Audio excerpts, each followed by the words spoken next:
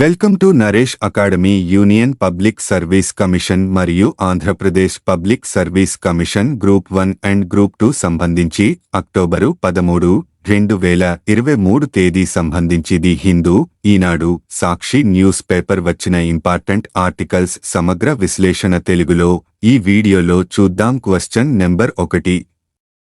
P20 శిఖరాగ్ర సమావేశం గురించి వివరాలు తెలపండి. 9G-20 parliamentary speakers summit P-20 కి ముందు లైఫ్ స్టైల్ ఫర్ ఎన్విరాన్మెంట్ అనే అంశంపై పార్లమెంటరీ ఫోరంలో లోక్సభ స్పీకర్ ఓం బిర్లా మాట్లాడారు. వాతావరణ మార్పులను పరిష్కరించడానికి విధానాలు మరియు చట్టాలకు అతీతంగా సమిష్టి కృషి అవసరమని ఆయన నొక్కి చెప్పారు. P-20 సమ్మిట్ను ప్రధాని నరేంద్ర మోదీ ప్రారంభించనున్నారు. ప్రీ సమ్మిట్ ఈవెంట్లో G20 దేశాలు మరియు ఆహ్వానించబడిన దేశాల ప్రిసైడింగ్ అధికారులు పాల్గొన్నారు మరియు మిషన్ లైఫ్ స్టైల్పై దృష్టి పెట్టారు. చట్టాలు మరియు విధానాలు ముఖ్యమైనవి అయినప్పటికీ అవి మాత్రమే వాతావరణ మార్పు సమస్యలను పరిష్కరించలేవని శ్రీ బిర్లా హైలైట్ చేశారు. భారత పార్లమెంట్లో జరిగిన చర్చలు మరియు రోజువారీ దినచర్యలను మార్చుకోవడానికి సమిష్టి సహకారం అవసరమని ఆయన ప్రస్తావించారు. పర్యావరణాన్ని రక్షించడానికి తగ్గించడం, పునర్వినియోగం చేయడం మరియు రీసైకిల్ చేయడం వంటి సూత్రాలను మిషన్ లైఫ్ స్టైల్ ప్రోత్సహిస్తుంది. అటువంటి జీవనశైలిని అవలంబించడం అనేది పర్యావరణానికి హాని కలిగించకుండా ఉండేందుకు వ్యక్తిగత మరియు సమిష్టి బాధ్యత అని శ్రీ బిర్లా నొక్కి చెప్పారు. Question number 2. ప్రపంచ ఆకలి సూచీ -2023లో భారత్ స్థానం ఎంత? ఆన్సర్ 111వ స్థానం. ప్రపంచవ్యాప్తంగా 125 దేశాలను పరిగణనలోకి తీసుకొని గ్లోబల్ హంగర్ ఇండెక్స్ 2023 గురువారం ప్రకటించిన నివేదికలో భారత్కు 111వ స్థానం లభించింది. 28.7 స్కోరుతో భారత్లో ఆకలి తీవ్రత స్థాయి ఎక్కువగా ఉన్నట్లు ఈ సూచీ వెల్లడించింది. గతేడాది ఇదే నివేదికలో 121 దేశాలకుగాను భారత్కు 107వ స్థానం దక్కింది. కాగా ఇది దురుద్దేశంతో కూడిన తప్పుడు నివేదికగా కేంద్ర ప్రభుత్వం తిరస్కరించింది. ప్రపంచ బాలల్లో అత్యధికంగా భారత్లో 18.7% తక్కువ బరువు ఉన్న పిల్లలు ఉన్నారని, పోషకాహార లోపాన్ని ఇది సూచిస్తోందని నివేదిక పేర్కొంది. దీని ప్రకారం మన పొరుగు దేశాలైన పాకిస్తాన్ 102, బంగ్లాదేశ్ 81, నేపాల్ 69, శ్రీలంక 60 ర్యాంకులతో భారత్ కంటే మెరుగైన స్థానంలో ఉన్నాయి. భారత్లో పోషకాహార లోపం 16.6% ఉండగా 5 ఏళ్లలోపు పిల్లల్లో మరణాలు 3.1% ఉన్నట్లు సూచీ తెలిపింది. అలాగే 15 నుంచి 24 వరకు ఏళ్ల మహిళల్లో రక్తహీనత 58.1% ఉన్నట్లు వెల్లడించింది. లో కీలక సూచికలు జీచే ఆకలిని అంచనా వేయడానికి 4 కీలక సూచికలను పరిగణించే ఫార్ములాను ఉపయోగిస్తుంది. పోషకాహార లోపం, పిల్లల పెరుగుదల, పిల్లల వృధా మరియు పిల్లల మరణాలు, undernourishment, child stunting, child wasting and child mortality. అవాస్తవ నివేదిక. ఈ కేంద్రం భారతదేశంలోని వాస్తవ పరిస్థితికి ఈ నివేదిక అద్దం పట్టడం లేదని, లోపభూయిష్టమైన ఆకలి కొలతలతో ఇది రూపొందినట్లు కేంద్ర ప్రభుత్వం ఖండించింది. ఇది తీవ్రమైన ప్రమాణ సమస్యలతో కూడిన దురుద్దేశపూర్వక సూచీగా కేంద్ర మహిళా శిశు సంక్షేమ మంత్రిత్వ శాఖ తెలిపింది. Question number 3. ఆహార వస్తువుల ధరలు తగ్గడంతో సెప్టెంబరులో రిటైల్ సిపిఐ ద్రవ్యోల్బణం 3 నెలల కనిష్టమైన ఎంత శాతంగా నమోదైంది? ఆన్సర్ 5.02%. 3 నెలల కనిష్టానికి ద్రవ్యోల్బణం. ఢిల్లీ ఆహార వస్తువుల ధరలు తగ్గడంతో సెప్టెంబరులో రిటైల్ సిపిఐ ద్రవ్యోల్బణం 3 నెలల కనిష్టమైన 5.02%గా నమోదైంది. 2 నెలల తర్వాత మళ్లీ ఆర్బీఐ లక్షిత స్థాయి 6% దిగువకు ద్రవ్యోల్బణం దిగొచ్చింది. ఈ ఏడాది జూన్లో 4.87% కాగా జూలైలో 7.4%, ఆగస్టులో 6.83%గా ఉంది. 2022 సెప్టెంబరులో రిటైల్ ద్రవ్యోల్బణం 7.41%గా నమోదైంది. జాతీయ గణాంక కార్యాలయం ఎన్ఎస్ లెక్కల ప్రకారం ఆహార ద్రవ్యోల్బణం ఆగస్టు నాటి 9.94% నుంచి సెప్టెంబరులో 6.56%కి శాంతించింది. కూరగాయల ద్రవ్యోల్బణం 26.14% నుంచి 3.39%కి దిగివచ్చింది. నూనెలు, కొవ్వుల ద్రవ్యోల్బణం 14.04%, చమురు 0.11%గా ఉన్నాయి.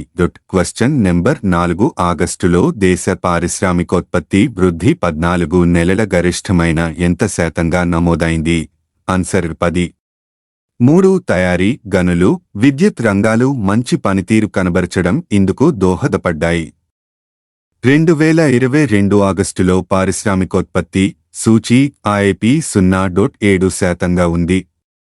ఇంతకు ముందు 2022 జూన్లో అత్యధికంగా 12.6% వృద్ధి నమోదైంది. ప్రస్తుత ఆర్థిక సంవత్సరం ఏప్రిల్ ఆగస్టులో ఐఐపి వృద్ధి 6.1%గా ఉంది. ఏడాది క్రితం ఇదే సమయంలో ఇది 7.7% కావడం గమనార్హం. ఏడాది క్రితంతో పోలిస్తే ఆగస్టులో తయారీ రంగ వృద్ధి 0.5% నుంచి 9.3%కి వృద్ధి చెందింది. విద్యుదుత్పత్తి 1.4% నుంచి 15.3%కి చేరింది. మైనింగ్ ఉత్పత్తి 3.9% నుంచి 12.3%కి పెరిగింది. యంత్ర పరికరాల విభాగం 4.3% నుంచి 12.6%కి రాణించింది. Question number 5 Forbes India's 100 richest గురించి వివరాలు తెలపండి. అధినేత ముఖేష్ అంబానీ దేశంలోనే అత్యంత సంపన్నులని ఫోర్బ్స్ గురువారం ప్రకటించింది. భారత అగ్రగామి 100 మంది సంపన్నుల జాబితాలో $92 బిలియన్ సంపదతో ముఖేష్ నంబర్ 1గా నిలిచారు. అమెరికా సంస్థ హిండెన్బర్గ్ నివేదిక అనంతరం సంపద విలువను వేగంగా కోల్పోయిన గౌతమ్ అదానీ $68 బిలియన్లతో ఈ జాబితాలో రెండో స్థానంలో నిలిచారు. హెచ్సిఎల్ టెక్ వ్యవస్థాపకులు శివ నాడార్ 2 స్థానాలు 4 మెరుగుపరుచుకుని జాబితాలో 3వ ర్యాంకు దక్కించుకున్నారు. హెచ్సిఎల్ టెక్ షేర్లు గత ఏడాది కాలంలో 42% దూసుకెళ్లడం ఇందుకు ఉపకరించింది. ఓపీ జిందాల్ గ్రూప్ నకు చెందిన సావిత్రి జిందాల్ తన సంపదను 46% పెంచుకుని 4వ స్థానంలోకి చేరగా $27.6 బిలియన్ నుంచి $23 బిలియన్లకు సంపద తగ్గిన దమానీ 5వ స్థానంలో నిలిచారు. దేశంలోనే అత్యంత ధనవంతురాలిగా ఉన్న సావిత్రి జిందాల్ అగ్రశ్రేణి 5 గురు సంపన్నుల్లోకి చేరడం విశేషం.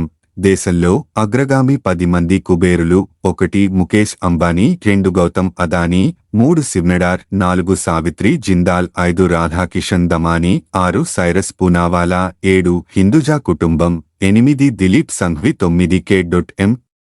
డిరా, 10 షాపూర్ మిస్ట్రీ. తెలుగు రాష్ట్రాల నుంచి ఆంధ్రప్రదేశ్, తెలంగాణ రాష్ట్రాల 5 నుంచి ఫోర్బ్స్ జాబితాలో 5 గురు చోటు సంపాదించారు. స్థానం పేరు 33 దివి మురళి 54 పి. రెడ్డి, పివి కృష్ణారెడ్డి 75 సతీష్ రెడ్డి కుటుంబం 94 ప్రతాప్ రెడ్డి 98 పివి రామ్ ప్రసాద్ రెడ్డి.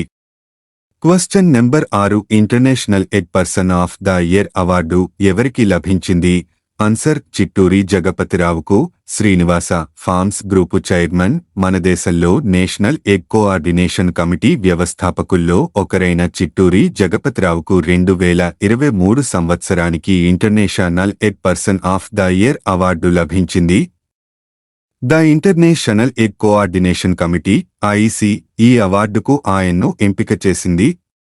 ఆసియా దేశాల నుంచి ఈ అవార్డును అందుకున్న తొలి వ్యక్తి చిట్టూరి జగపతిరావు కావడం అవార్డుతో చిట్టూరి జగపతిరావు, సురేష్ రాయుడు ప్రత్యేకత.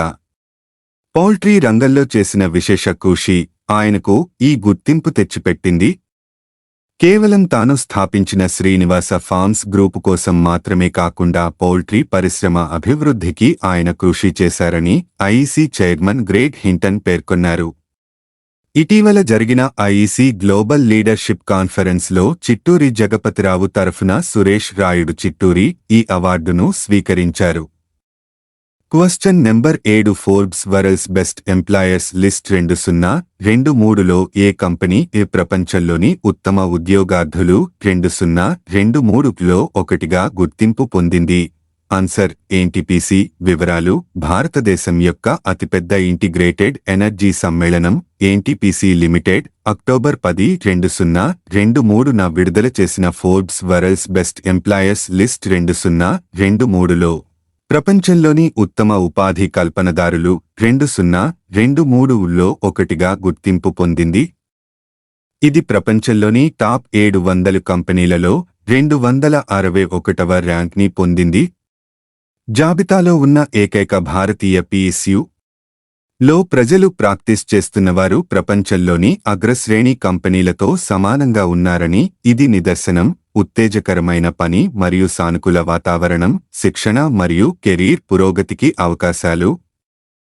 ఉద్యోగి ప్రయోజనాలు: ఉద్యోగి కేంద్రీకృత విధానాలు మరియు కార్యాలయ వైవిధ్యాన్ని అందించే టాప్ 700 కంపెనీలను గుర్తించడానికి ప్రతి సంవత్సరం ఫోర్బ్స్ స్వతంత్ర మార్కెట్ పరిశోధన ద్వారా ప్రపంచంలోని ఉత్తమ యజమానుల జాబితాను ప్రచురిస్తుంది. ఫోర్బ్స్ ఈ సంవత్సరం ప్రపంచంలోని ఉత్తమ ఉద్యోగస్తుల 7వ వార్షిక జాబితాను రూపొందించడానికి మార్కెట్ పరిశోధన సంస్థ స్టాటిస్టాతో భాగస్వామ్యం కుదుర్చుకుంది. ఎన్టీపీసీ లిమిటెడ్ ఎన్టీపీసీ 73,824 మెగావాట్ల స్థాపిత సామర్థ్యంతో భారతదేశపు అతిపెద్ద విద్యుత్ వినియోగం. ఇది 1975 నాటి మూలాలు కలిగిన భారతదేశపు అతిపెద్ద ఇంధన సమ్మేళనం. 2010లో మహారత్న కంపెనీగా అవతరించింది. క్వశ్చన్ నెంబర్ 8 సాగర్ మైత్రి గురించి వివరాలు తెలపండి. DRDO యొక్క నావల్ ఫిజికల్ ఓషనోగ్రాఫిక్ లాబొరేటరీ ఇంపోల్ యొక్క ఓషనోగ్రాఫిక్ పరిశోధన నౌక ఇన్స్ సాగరధ్వని దక్షిణ జెట్టి. సదరన్ నేవల్ కమాండ్ SNC కొచ్చి నుండి అక్టోబర్ 11న 2 నెలల సుదీర్ఘ సాగర్ మైత్రి ఏఎస్ఎం మిషన్ను ప్రారంభించింది. సాగర్ మైత్రి అనేది DRDO యొక్క ఒక నవల చొరవ. ఇది సామాజిక ఆర్థిక అంశాలతో పాటు మరింత ముఖ్యమైన శాస్త్రీయ పరస్పర చర్యలలో సన్నిహిత సహకారాన్ని ప్రోత్సహించడానికి ప్రధానమంత్రి శ్రీ నరేంద్ర మోదీ యొక్క విధాన ప్రకటన ప్రాంతంలో అందరికీ భద్రత మరియు వృద్ధి సాగర్ యొక్క విస్తృత లక్ష్యానికి మద్దతు ఇస్తుంది. ముఖ్యంగా హిందూ మహాసముద్ర రిమ్ IOR దేశాలలో సముద్ర పరిశోధనలో. ఈ పాలసీ కింద DRDO Maitri marine and allied interdisciplinary training and research initiative అనే శాస్త్రీయ భాగాన్ని ప్రారంభించింది. ఇది ఓషన్ రీసెర్చ్ అండ్ డెవలప్మెంట్ రంగంలో IOR దేశాలతో దీర్ఘకాలిక సహకారాన్ని ఏర్పాటు చేయడంపై దృష్టి పెడుతుంది. సాగర్ మైత్రి కార్యక్రమంలో ఇన్స్ సాగర్ధ్వని 196-2-65లో అంతర్జాతీయ హిందూ మహాసముద్రయాత్రలో పాల్గొన్న ఇన్స్కిస్నా యొక్క ట్రాక్లను తిరిగి పొందుతుంది.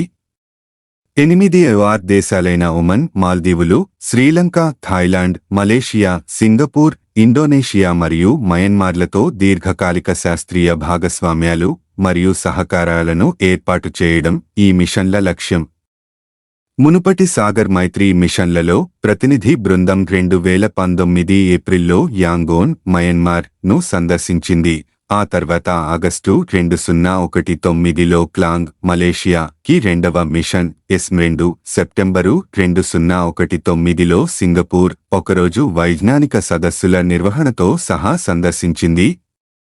3 దేశాల్లో ఫిబ్రవరి 2020లో ఇంపోల్ 3వ మిషన్ S3లో భాగంగా ఈక్వటోరియల్ ట్రాన్సిట్తో సహా దక్షిణ హిందూ మహాసముద్రంలో సముద్రశాస్త్ర అధ్యయనాలను నిర్వహించింది.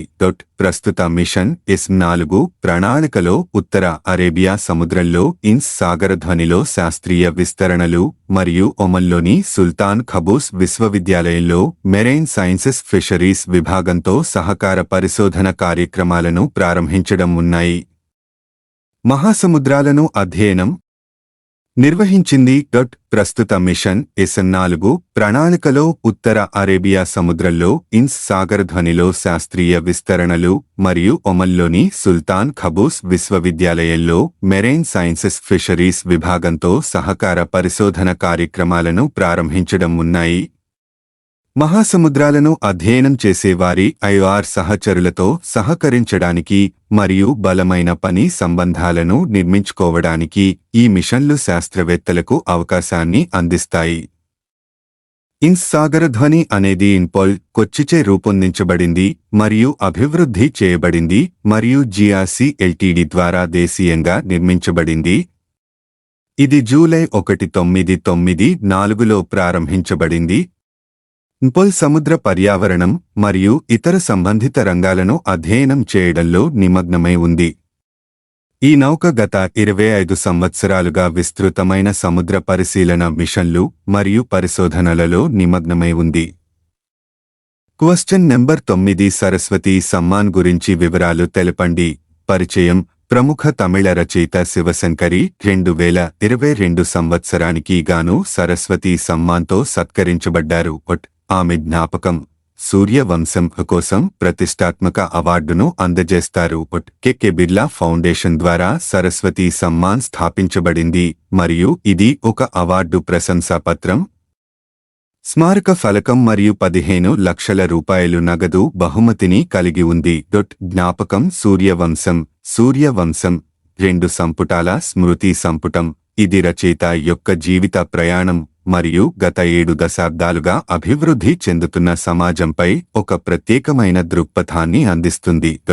ఇది ఒక అమాయక పిల్లవాడిని ప్రముఖ రచయితగా మార్చడాన్ని ట్రేస్ చేస్తుంది మరియు ఈ కాలంలో సామాజిక మార్పులను ప్రతిబింబిస్తుంది. శివశంకరి గురించి 1942లో జన్మించిన శివశంకరి 5 దశాబ్దాల పాటు సాగిన సాహిత్య ప్రస్థానం. ఆమె విస్తృతమైన పనిలో 36 నవలలు, 48 నవలలు, 150 చిన్న కథలు, 5 ప్రయాణ కథనాలు, 7 వ్యాస సంకలనాలు మరియు 3 జీవిత చరిత్రలు ఉన్నాయి. భారతీయ సాహిత్యం యొక్క సమగ్ర సంకలనమైన నిట్ ఇండియా త్రూ లిటరేచర్ అనే 4 వాల్యూమ్ల రచనకు ఆమె బాగా ప్రసిద్ధి చెందింది.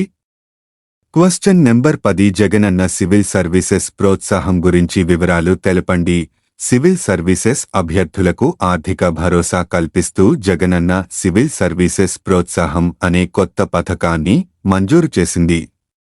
ఇందుకు సంబంధించిన ఉత్తర్వులను రాష్ట్ర ప్రభుత్వ ప్రధాన కార్యదర్శి కెఎస్ జవహర్ రెడ్డి గురువారం జారీ చేశారు. ప్రతి సంవత్సరం union public service commission UPSC నిర్వహించే సివిల్ సర్వీసెస్ ఎగ్జామినేషన్ సిఎస్ఈలో ఆంధ్రప్రదేశ్ రాష్ట్రం నుంచి దాదాపు 40 మంది ఎంపికవుతున్నట్టు ప్రభుత్వం గుర్తించింది. రాష్ట్రం నుంచి మరింత ఎక్కువ మంది ఎంపికయ్యేలా ప్రోత్సాహం అందించేందుకు ప్రభుత్వం ఈ పథకాన్ని ప్రకటించింది. దీని ద్వారా సామాజికంగా, విద్యాపరంగా, ఆర్థికంగా బలహీనమైన, వెనుకబడిన వర్గాల అభ్యర్థులకు ప్రభుత్వం ఆర్థిక తోడ్పాటు అందించనుంది. ప్రిలిమినరీ, మెయిన్స్లో అర్హత సాధించిన వారికి నగదు ప్రోత్సాహకం అందిస్తుంది. యూపీఎస్సీ నిర్వహించే సివిల్ సర్వీసెస్ ఎగ్జామినేషన్ ప్రిలిమినరీలో క్వాలిఫై అయిన అభ్యర్థులకు రూ.1,00,000, మెయిన్స్లో క్వాలిఫై అయిన వారికి రూ.50,000 చొప్పున డీబీటీ పద్ధతిలో నేరుగా వారి ఖాతాల్లో జమ చేస్తుంది. యూపీఎస్సీ అనుమతించే ఎన్ని పర్యాయాలు అయినా ఆ అభ్యర్థులకు ప్రభుత్వం ఈ ప్రోత్సాహకం అందిస్తుంది. ఈ నగదు అభ్యర్థుల coaching, study material, interview guidance, preparation, ఇతర ఖర్చులకు భరోసా ఇస్తుంది. ఈ ప్రోత్సాహకంతో అభ్యర్థుల సంఖ్య పెరిగేలా చర్యలు తీసుకోవాలని బీసీ, ఎస్సీ, ఎస్టీ, దివ్యాంగుల సంక్షేమ శాఖలు చర్యలు తీసుకోవాలని ప్రభుత్వం ఆదేశాలు ఇచ్చింది. అర్హత ప్రమాణాలు ఇవి: 1 దరఖాస్తుదారు తప్పనిసరిగా సామాజికంగా, విద్యాపరంగా, ఆర్థికంగా బలహీనమైన, వెనుకబడిన వర్గాలకు చెందినవారు అయ్యుండాలి. 2 ఆంధ్రప్రదేశ్ శాశ్వత నివాసి, స్థానికుడు అయ్యుండాలి. 3 తప్పనిసరిగా UPSC civil services preliminary, mains పరీక్షకు అర్హత సాధించి ఉండాలి. ఈ మేరకు రుజువు పత్రాలు సమర్పించాలి. యూపీఎస్సీ అనుమతించిన ఎన్ని ప్రయత్నాల్లోనైనా ఈ పథకం కింద నగదు ప్రోత్సాహకాన్ని అభ్యర్థి పొందవచ్చు. 4 దరఖాస్తుదారు కుటుంబ వార్షిక ఆదాయం సంవత్సరానికి రూ.8,00,000కు మించకూడదు. ఈ మేరకు కుటుంబ ఆదాయ స్వీయ ధృవపత్రం, ఇంటిలోని ఉద్యోగి జీతం ధృవపత్రం, తాజా పన్ను వంటి ధృవపత్రం అందించాలి. కుటుంబ వార్షిక ఆదాయాన్ని తహసీల్దార్ ద్వారా ధృవీకరిస్తారు. 5 కుటుంబానికి 10 ఎకరాల మాగాణి లేదా 25 ఎకరాల మెట్ట భూమి గాని, మొత్తం 25 ఎకరాల మాగాణి మెట్ట భూమి ఉండొచ్చు. 6 ఇలా పలు అర్హతలను దృష్టిలో పెట్టుకుని అభ్యర్థులు అన్ని అవసరమైన ధృవపత్రాలతో సాంఘిక సంక్షేమ శాఖ పోర్టల్ ద్వారా ఆన్లైన్ దరఖాస్తు చేసుకోవాలి. Question number 11. గ్రామ, వార్డు సచివాలయాల్లో విద్యుత్ వినియోగదారులకు అందుబాటులోకి వచ్చిన సేవల గురించి వివరాలు తెలపండి. గ్రామ, వార్డు సచివాలయాల్లో విద్యుత్ వినియోగదారులకు అందుబాటులోకి వచ్చిన సేవలు: 1. గృహ వాణిజ్య సర్వీసు కనెక్షన్ల కోసం దరఖాస్తు. 2. వ్యవసాయ సర్వీసు కనెక్షన్ల కోసం దరఖాస్తు. 3. అదనపు లోడ్ దరఖాస్తు. 4. కేటగిరీ మార్పు. 5. సర్వీసు కనెక్షన్ పేరు మార్పు. 6. మీటరు టెస్టింగ్కు సంబంధించి. 7. మీటరు కాలిపోవటంపై ఫిర్యాదు. 8. బిల్లులకు సంబంధించిన సమస్యలు. 9. ట్రాన్స్ఫార్మర్కు సంబంధించిన ఫిర్యాదు. 10. వోల్టేజ్ హెచ్చుతగ్గులపై ఫిర్యాదులు. 11. Line shifting. 12. Pole shifting. 13. Meter ఆగిపోవడం, నెమ్మదిగా తిరగడంపై ఫిర్యాదులు. 14. విద్యుత్ బిల్లులు చెల్లింపు. Question number 12. జగనన్న గృహ నిర్మాణ యజ్ఞం గురించి వివరాలు తెలపండి. 1. పేద అక్కచెల్లెమ్మల సొంతింటి కలను నెరవేరుస్తూ రాష్ట్ర వ్యాప్తంగా 17,005 వైఎస్ఆర్ జగనన్న కాలనీ లేఅవుట్లను అభివృద్ధి చేసి 71,811 ఎకరాల విస్తీర్ణంలో 30.75 లక్షల ఇళ్ల పట్టాల పంపిణీ. ఒక్కో ప్లాట్ విలువ ప్రాంతాన్ని బట్టి 2.5 లక్షల రూపాయల నుంచి రూపాయలు 15 లక్షల దాకా పలుకుతున్న నేపథ్యంలో ఆ కనీస విలువ 2.5 లక్షల రూపాయలు చొప్పున లెక్కించిన ఇళ్ల పట్టాల విలువ 76,000 కోట్ల రూపాయలు పైమాటే. నవరత్నాలు పేదలందరికీ ఇళ్లు లో భాగంగా 21.76 లక్షల మందికి ఇళ్లు కట్టడానికి ఒక్కో ఇంటికి రూపాయలు 2.70 లక్షల చొప్పున చేస్తున్న ఖర్చు రూపాయలు 56,700 కోట్లు. 2 ఇంటి స్థలం విలువ ప్రాంతాన్ని బట్టి 2,50,000 రూపాయలు నుండి 15 లక్షల రూపాయలు వరకు ఉంటున్న నేపథ్యంలో ఆ ఇంటి స్థలాన్ని ఉచితంగా ఇవ్వడమే కాకుండా యూనిట్కు రూపాయలు 1.80 లక్షల చొప్పున ఇంటి నిర్మాణానికి అందిస్తూ, మరోవైపు పావలా వడ్డీకి 35,000 చొప్పున బ్యాంకు రుణం. దీంతో పాటు ఉచితంగా ఇసుక ఇవ్వడం ద్వారా 15,000, సిమెంట్, స్టీల్, మెటల్ ఫ్రేమ్స్ ఇంకా ఇతర నిర్మాణ సామాగ్రిని తక్కువ ధరకే అందించడంతో ఇంకో రూపాయలు 40,000 మేర లబ్ధి. మొత్తం రూపాయలు 2.70 లక్షలతో ఒక్కో ఇంటి నిర్మాణం. 3 వైఎస్ఆర్ జగనన్న కాలనీ లేఅవుట్లలో రూపాయలు 32,909 కోట్ల వ్యయంతో నీటి సరఫరా, డ్రైనేజీ, విద్యుత్, సీసీ రోడ్లు తదితర మౌలిక వసతులు కల్పించడంతో పాటు పాఠశాలలు, అంగన్వాడీ కేంద్రాలు, హెల్త్ సెంటర్లు వంటి సామాజిక మౌలిక వసతులను కూడా ఏర్పాటు చేసి మోడల్ కాలనీలుగా అభివృద్ధి చేస్తున్నది. 4 అక్కచెల్లెమ్మలకు సాధికారత కల్పించడమే లక్ష్యంగా అక్కచెల్లెమ్మల పేరు మీద ఇళ్ల పట్టాలు, ఇళ్ల రిజిస్ట్రేషన్లు. తద్వారా ప్రతి పేద అక్కచెల్లెమ్మకు కనీసం రూపాయలు 5 లక్షల నుండి 20 లక్షల రూపాయలు వరకు లబ్ధి.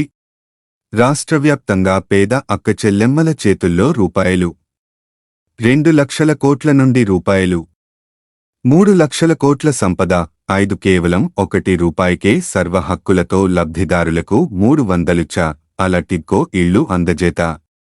రాష్ట్రవ్యాప్తంగా 2.62 లక్షల టిడ్కో లబ్ధిదారులకు సబ్సిడీ రూపంలో రూపాయలు 11,672 కోట్లు. ఉచిత రిజిస్ట్రేషన్ల రూపంలో రూపాయలు 1,200 కోట్లు. మౌలిక వసతులకు మరో 3,247 కోట్లు రూపాయలు. 365 అలా 430 చాలా ఇళ్లకు ముందస్తు వాటా చెల్లింపులో 50% రాయితీగా రూపాయలు 482 కోట్లు కలిపి మొత్తంగా రూపాయలు 16,601 కోట్ల మేర లబ్ధి అందిస్తున్న జగనన్న ప్రభుత్వం క్వశ్చన్ నెంబర్ 13 ఒలింపిక్ కమిటీపై తక్షణం నిషేధం విధిస్తున్నట్లు అంతర్జాతీయ ఒలింపిక్ కౌన్సిల్ ఐఓసీ వెల్లడించింది. ఆన్సర్ రష్యా ఒలింపిక్ కమిటీపై నిషేధం. Mumbai Russia Olympic committee ROC పై తక్షణం నిషేధం విధిస్తున్నట్లు అంతర్జాతీయ ఒలింపిక్ కౌన్సిల్ ఐఓసీ వెల్లడించింది.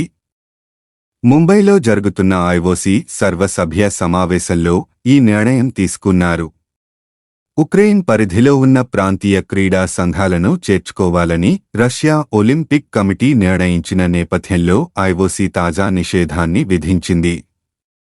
నిషేధం పడిన పారిస్ ఒలింపిక్స్లో సహా ఇతర అంతర్జాతీయ ఈవెంట్లలో రష్యా అథ్లెట్లు పోటీపడొచ్చు. మరోవైపు ఒలింపిక్ క్వాలిఫైయర్ సిరీస్లకు షాంఘై, బుడాపెస్ట్లను ఐఓసీ ఎంపిక చేసింది. క్రికెట్తో పాటు baseball, softball, flag football, squash, lacrosse క్రీడలను 2028 ఒలింపిక్స్లో చేర్చే విషయంపై కూడా ఈ సమావేశంలో ఒక నిర్ణయానికి రానున్నారు. ప్రధానమంత్రి శ్రీ నరేంద్ర మోదీ 141వ అంతర్జాతీయ ఒలింపిక్ కమిటీ ఐఓసీ సెషన్ను అక్టోబర్ 14, 2023న ముంబైలోని జియో వరల్డ్ సెంటర్లో ప్రారంభించనున్నారు. ఐఓసీ సెషన్ అంతర్జాతీయ ఒలింపిక్ కమిటీ ఐఓసీ సభ్యుల కీలక సమావేశంగా పనిచేస్తుంది. ఒలింపిక్ క్రీడల భవిష్యత్తుకు సంబంధించి ఐఓసీ సెషన్స్లో ముఖ్యమైన నిర్ణయాలు తీసుకోబడతాయి. దాదాపు 40 ఏళ్ల విరామం తర్వాత భారత్ రెండోసారి ఐఓసీ సెషన్ను నిర్వహిస్తోంది. ఐఓసీ యొక్క 86వ సెషన్ 1983లో న్యూఢిల్లీలో జరిగింది. ప్రధానమంత్రి శ్రీ నరేంద్ర మోదీ 141వ అంతర్జాతీయ ఒలింపిక్ కమిటీ ఐఓసీ సెషన్ను అక్టోబర్ 14, 2023న ముంబైలోని జియో వరల్డ్ సెంటర్లో ప్రారంభించనున్నారు. ఐఓసీ సెషన్ అంతర్జాతీయ ఒలింపిక్ కమిటీ ఐఓసీ సభ్యుల కీలక సమావేశంగా పనిచేస్తుంది. ఒలింపిక్ క్రీడల భవిష్యత్తుకు సంబంధించి ఐఓసీ సెషన్స్లో ముఖ్యమైన నిర్ణయాలు తీసుకోబడతాయి. దాదాపు 40 ఏళ్ల విరామం తర్వాత భారత్ రెండోసారి ఐఓసీ సెషన్ను నిర్వహిస్తోంది. ఐఓసీ యొక్క 86వ సెషన్ 1983లో న్యూఢిల్లీలో జరిగింది. సెషన్లో అంతర్జాతీయ ఒలింపిక్ కమిటీ అధ్యక్షుడు మిస్టర్ థామస్ బాచ్ మరియు ఐఓసీ ఇతర సభ్యులు, ప్రముఖ భారతీయ క్రీడా ప్రముఖులు మరియు ఇండియన్ ఒలింపిక్ అసోసియేషన్తో సహా వివిధ క్రీడా సమాఖ్యల ప్రతినిధులు కూడా పాల్గొంటారు. ప్లీజ్ లైక్, షేర్, కామెంట్ చేయండి మరియు subscribe my YouTube channel @NareshAcademy 5509. Thank you one and all.